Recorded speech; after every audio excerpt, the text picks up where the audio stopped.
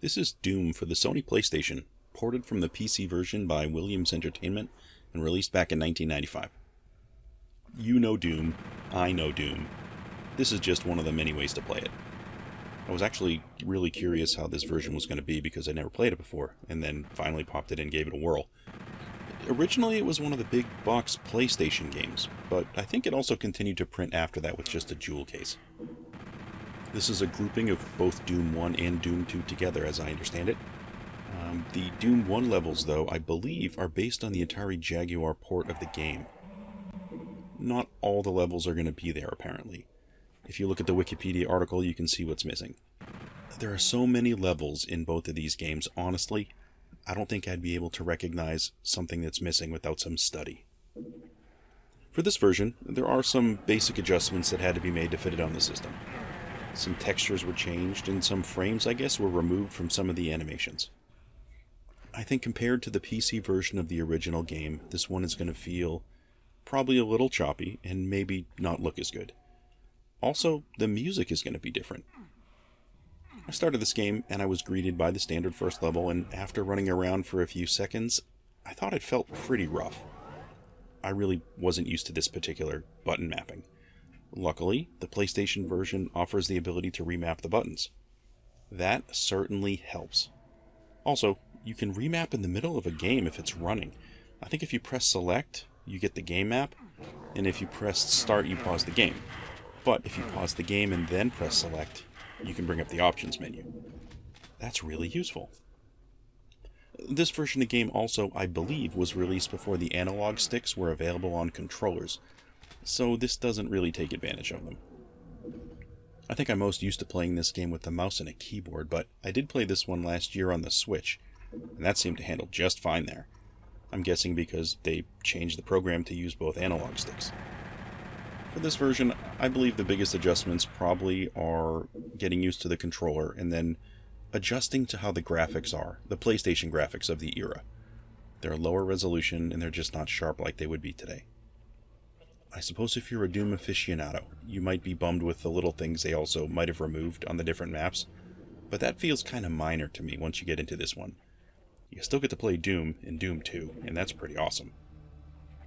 Dying is a bit of a bother with this game. On the PC, you can save and load your games pretty quick, you get quick saves. Here, you get a password, and you can load a level. I guess if you're emulating this, I imagine you could have save states. If so, that would certainly make this easier. I definitely miss the music that is normally associated with Doom. Those tracks were just awesome, and it's kind of unfortunate that we don't get them here. Instead, we get this sort of background ambiance of sorts.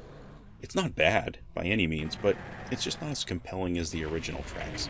Those original musical scores were fantastic. But we do get all the good parts of Doom. Yeah, the visuals aren't as clear, and some maps are slightly adjusted, but this is Doom, and it has all the things that make Doom great. Scrounging for ammo and health, you get interesting maps with hidden areas, and I love a game you can beat without ever finding all the hidden areas. You can ignore them all and get to the end of the game. But if you want to scour the map, you can. That makes those areas even more exciting when you do find them, and there are a lot of them to find. You can also get a chainsaw, of course, which is always fun to use in a pinch.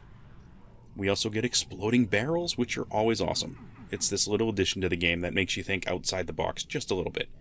You can maneuver yourself to shoot a barrel instead of shooting at an enemy.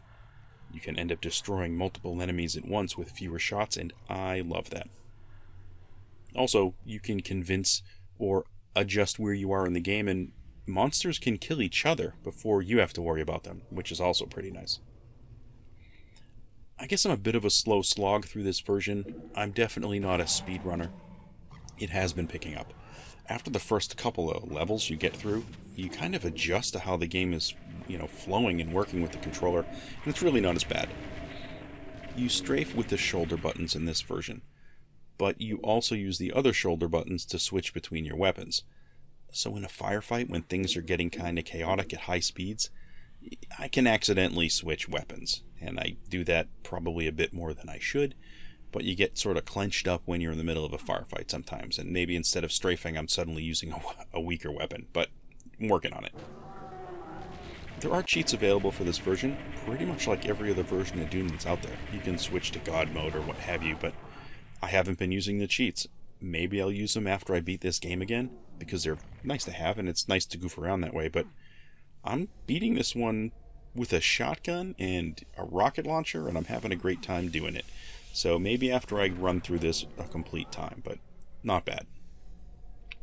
Well, that's all I have today for Doom for the original Sony PlayStation. Pretty darn good game. I'm kind of bummed I didn't have it back in the day. I mean, yeah, it's different than the PC version, but wow, it's pretty great, I have to say. Thanks for stopping by to take a look. Hope to catch you on another video.